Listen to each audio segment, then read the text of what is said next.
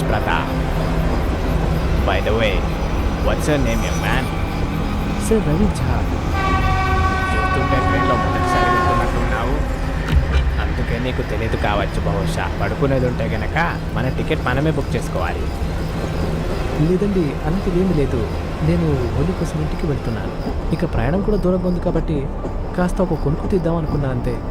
కానీ చిన్నప్పుడు ప్రయాణాలు చాలాసార్లు చేశాను. చిన్నప్పుడు